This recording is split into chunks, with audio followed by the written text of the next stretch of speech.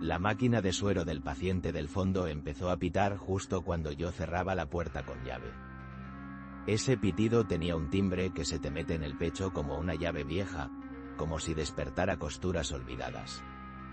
Había apagado la radio y la cafetera, y todo el hospital parecía una boca a la que le habían tapado los dientes. En ese instante, alguien golpeó la ventana del pasillo. No como un golpe fuerte, sino como si alguien estuviera llamando desde afuera con cuidado, como quien trata de no despertar a alguien durmiendo al lado de su cama. ¿Y tú qué habrías hecho si te encuentras solo, con las luces intermitentes y una lluvia que empieza a tatuar los cristales, y alguien te mira desde la oscuridad y golpea la ventana así, despacio? Yo la miré por la rendija de la puerta. No vi a nadie. Solo la calle, un poste de luz distante y una sombra que pudo ser cualquier cosa. Una farola, una rama desprendida, la imaginación. Cerré los ojos un segundo y la imagen que me vino fue la del paciente del fondo respirando con dificultad. Tenía una raya de sudor en la frente y un paquete de cartas bajo la almohada. Trabajaba de noche en aquel hospital de pueblo en 1987. Hacía guardias dobles porque había que pagar facturas y, ya ves, porque a mi edad había aprendido que las noches son una fruta que madura tarde pero es amarga. No digo esto para hacerme el triste. Digo esto porque las noches cambian la luz de las cosas y te obligan a mirar lo que de día escondes. La primera vez que lo vi fue en la sala común, semanas antes de aquella noche de lluvia. Venía casi siempre a la misma hora, cuando yo hacía la ronda de las 3, y se sentaba en la silla de ruedas de la esquina, mirando la ventana como si esperara a un tren que iba a pasar por el patio. No hablaba mucho.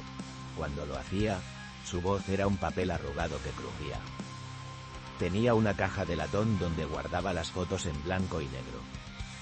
A veces me mostraba una y me decía el nombre de quien salía allí, y yo pronunciaba el nombre como si estuviera tratando de llamar a un fantasma por su verdadero nombre.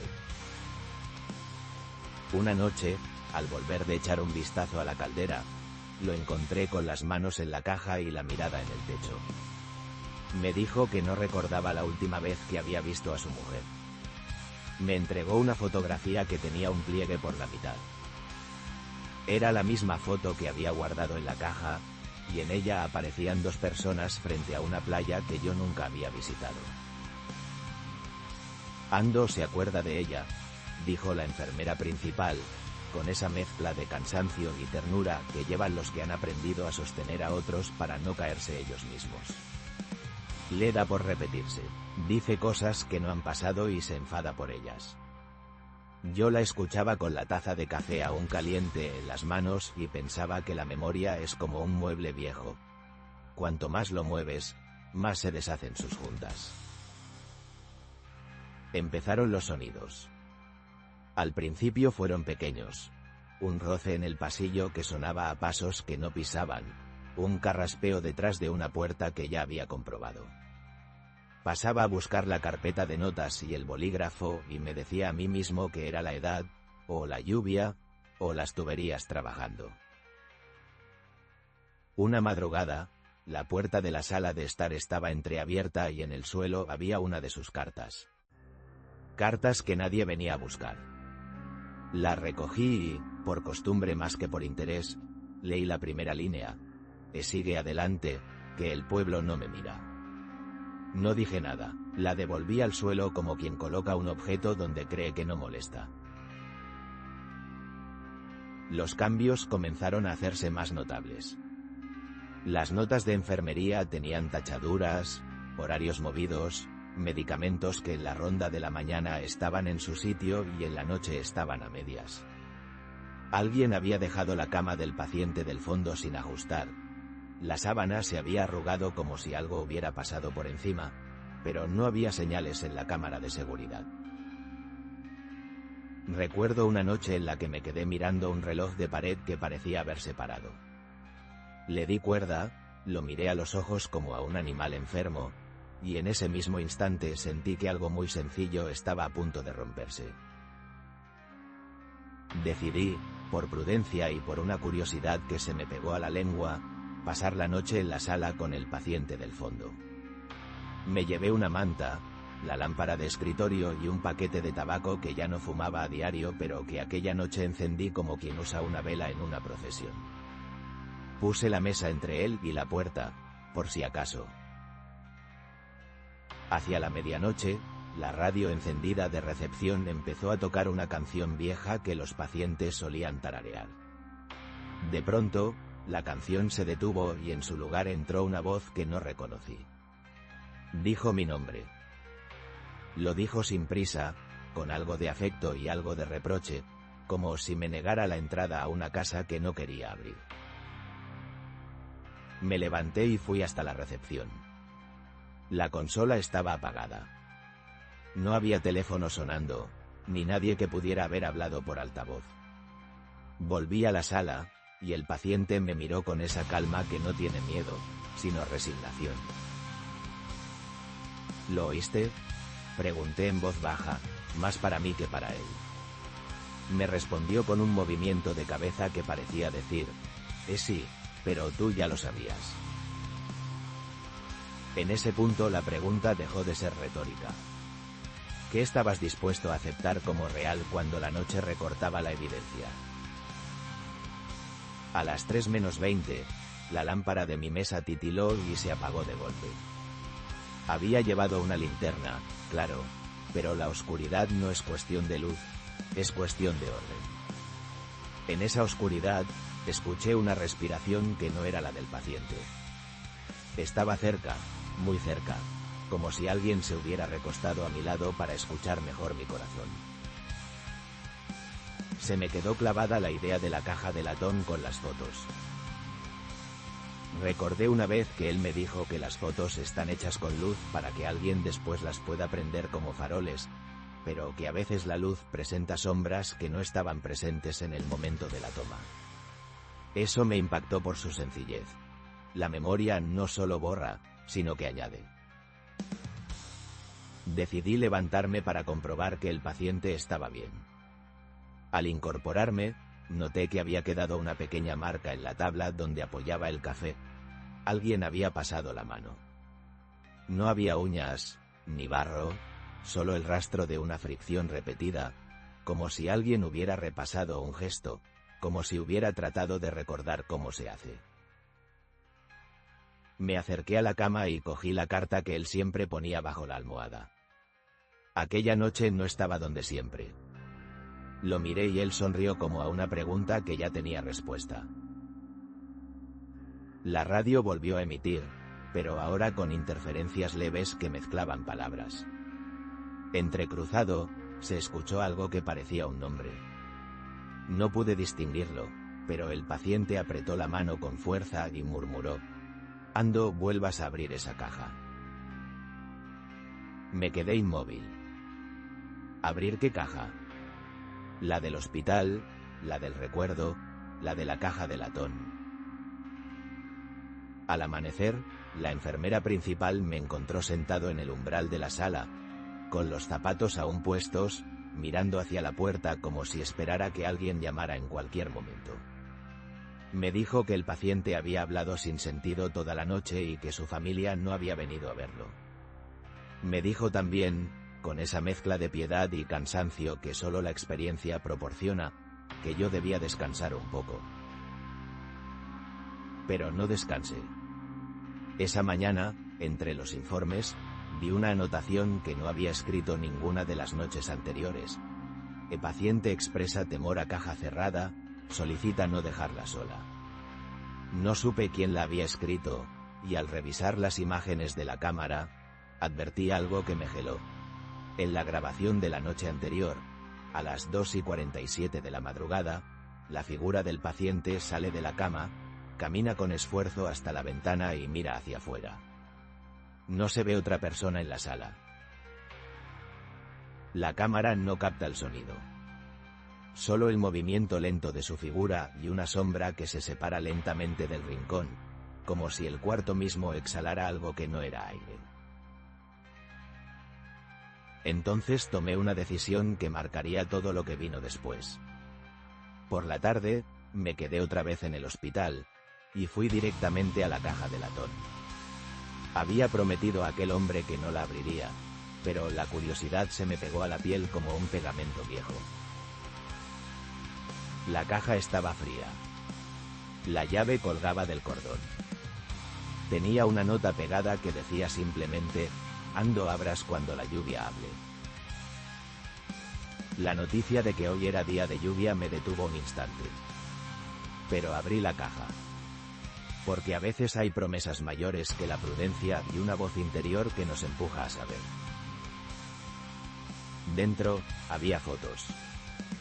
Fotos de gente que yo reconocía de vista, fotografías de la playa, de una casa con persianas cerradas, de una boda con el rostro de la mujer difuminado por una luz mal enfocada. También había cartas, todas dirigidas a nombres que yo no conocía. La última carta estaba doblada de un modo distinto, y al abrirla leí unas palabras que me detuvieron de golpe. Si te mira, ofrécele el nombre que ha olvidado.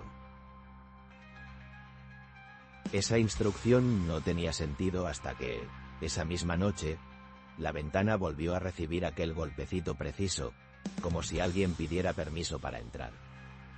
Yo ya no era el mismo que la primera vez. Con la carta ardiendo en la cabeza, fui a la ventana y dije en voz alta un nombre que había leído en la fotografía: Emaria. La lluvia pareció cambiar de ritmo.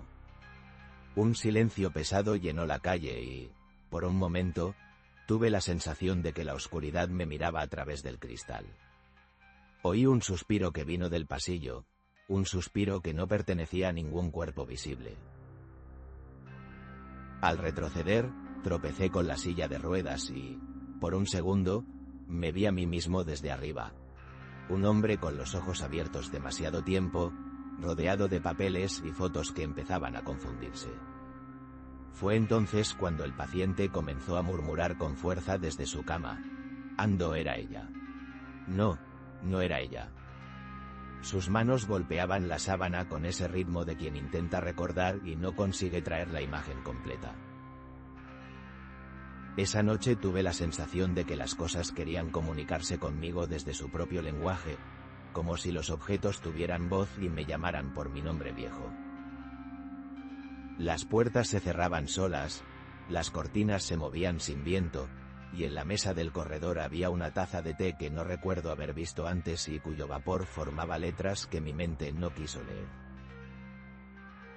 A las 5 de la mañana, el paciente se incorporó con un gesto tan claro que pensé que la medicación lo había despertado de golpe.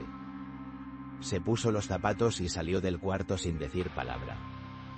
Cruzó el pasillo y se dirigió a la puerta principal. Nadie lo detuvo.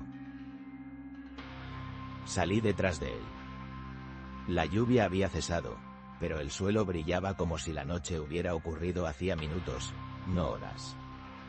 En la acera, una persona esperaba detrás de un paraguas sostenido con una postura demasiado rígida. Cuando el paciente se acercó, la figura bajó la mano y le dio algo. Una bolsa de plástico con algo dentro. No vi la cara bajo el paraguas. Vi la acción después, como una foto mal revelada. El paciente recibió la bolsa, la apretó contra el pecho y comenzó a llorar. Lloró de una forma que no había visto en él cuando hablaba de su mujer. Era un llanto que parecía decir: «Ando, me dejes solo con esto». Volvieron ambos a entrar al hospital. La figura del paraguas se quedó en la puerta un instante y luego se desvaneció en la claridad del amanecer, como si hubiera sido más una disposición de la luz que un ser vivo. Abrí la bolsa que él había recibido por la mañana y encontré dentro una fotografía. Era la misma playa, la misma pareja, pero en esa foto la mujer tenía la mirada totalmente enfocada y en la playa había un niño pequeño que no aparecía en las demás. El niño estaba de espaldas y sostenía un juguete oxidado que parecía una brújula. No supe por qué me sentí responsable. Me sentí responsable de un hecho que no había cometido, como si el simple hecho de haber abierto la caja me hubiera hecho dueño de aquello. Los días siguientes sucedieron como un desilvanamiento. Las cartas se multiplicaron, las voces en la radio regresaron con insistencia y el paciente dejó de reconocer a la gente que había conocido toda su vida, salvo por aquellas horas en las que sostenía la fotografía entre las manos y, por un instante, todo volvía a encajar. Yo empecé a anotar todo en una libreta: horas, palabras, gestos. Una tarde, la enfermera principal me pidió que la acompañara a la capilla. No soy hombre de iglesia, te lo diré de frente, pero la capilla tenía una luz que me gustaba, una luz que parecía medir las cosas con paciencia. Allí, sobre la mesa, había otra caja, pequeña, de cartón, con una etiqueta que no pude leer porque alguien la había rasgado con prisa. Cuando los recuerdos se apagan, guardamos lo que queda en cualquier sitio, me dijo ella. Su voz no tenía juicio, tenía cansancio y una bondad que a mí me resulta peligrosa porque siempre me obliga a mirar. Esa misma noche, encontré en la cama del paciente una carta que no había visto antes. Decía: si te visita la sombra, dile que vuelva cuando el mar esté en calma. No supe si era una advertencia real o una más de las delirantes notas que a veces encontrábamos por los pasillos. La noche en la que se fue, todo estuvo en silencio una hora antes. La máquina de suero dejó de pitar para convertirse en un zumbido constante que parecía ocupar la sala entera. Lo encontré en la ventana, mirando la calle. Tenía la fotografía en la mano. Me miró y dijo: Ando era suya. ¿Cómo sabes?, le pregunté. Sus ojos parecían contener una paciencia que no le correspondía.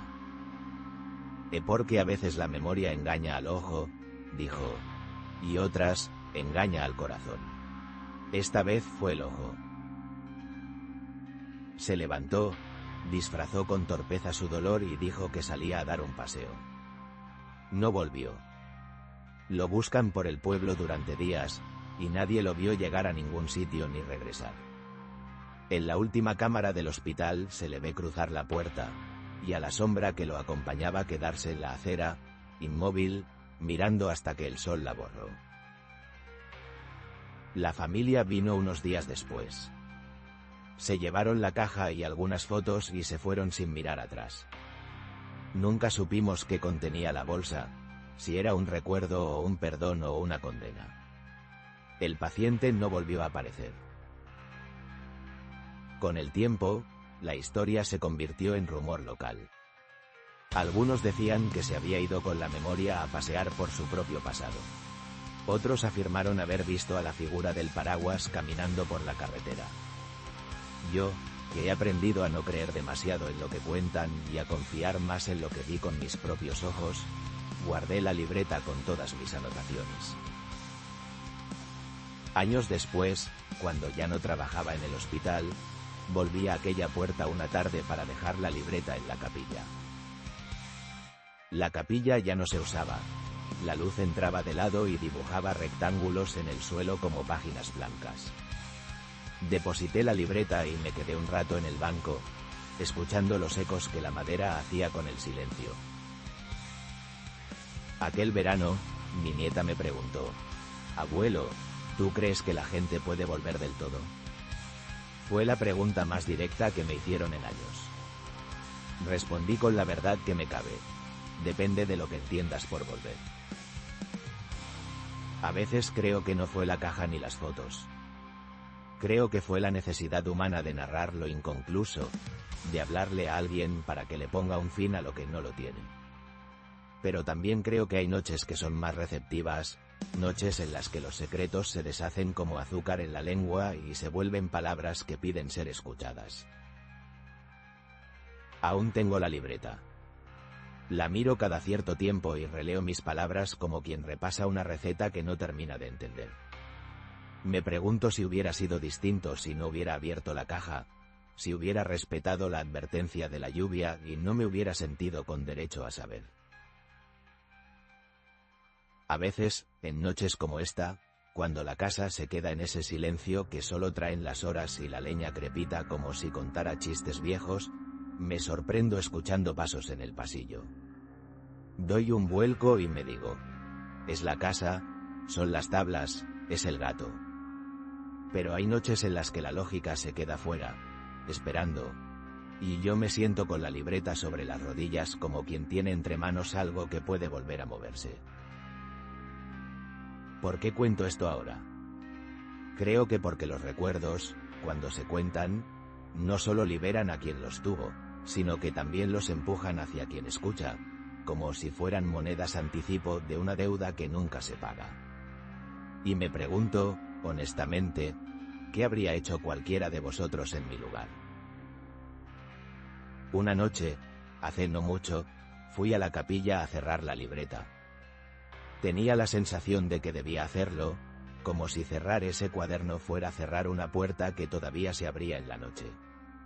Al doblarla, encontré una nota que no recordaba haber escrito. Decía, si alguien pregunta por mí, di que me fui con mis fotos a buscar una playa donde el recuerdo no duela tanto. No sé si fue mi propia letra o alguien la puso allí para que la encontrara. A veces creemos que los objetos nos devuelven certezas, y otras veces descubrimos que solo hacen preguntas más complejas. Te confieso algo que no le he dicho a muchos. Desde entonces, en el silencio de la noche, oigo de vez en cuando un golpe suave en la ventana, exactamente como el que escuché aquella primera noche. No siempre hay alguien detrás. A veces es solo el recuerdo de un golpe. Pero otras, cuando miro, hay una figura borrosa que parece mirar hacia adentro como quien devuelve un favor que nunca pidió. Entonces me pregunto qué habría pasado si hubiera obedecido la nota, si no hubiera abierto la caja. Me pregunto si habría sido cómplice de un olvido amable o si habría sido el compañero de un adiós con más sentido. No tengo respuestas firmes. Lo único cierto es que la memoria, la pena y la curiosidad se mezclan a veces hasta formar algo que no se puede separar sin daño. He aprendido que hay preguntas que no debes responder por el bien de los demás y otras que no responder equivale a traicionar a quien necesita ser recordado. A veces, cuando cierro los ojos para intentar dormir, me viene la imagen de aquella playa, del niño de espaldas, de la brújula oxidada. Me pregunto si la brújula era para regresar o para perderse con más certeza. Por las mañanas, cuando todavía hay humo de la chimenea y el café parece más oscuro, recorro las páginas de la libreta y leo las frases como si fueran cartas que dejé sin entregar. Y en las noches como esta, cuando la casa se queda en silencio absoluto, me gusta pensar que cuento estas cosas no para asustar, sino para recordar que hay responsables delicados en el mundo. Las palabras y las decisiones pequeñas.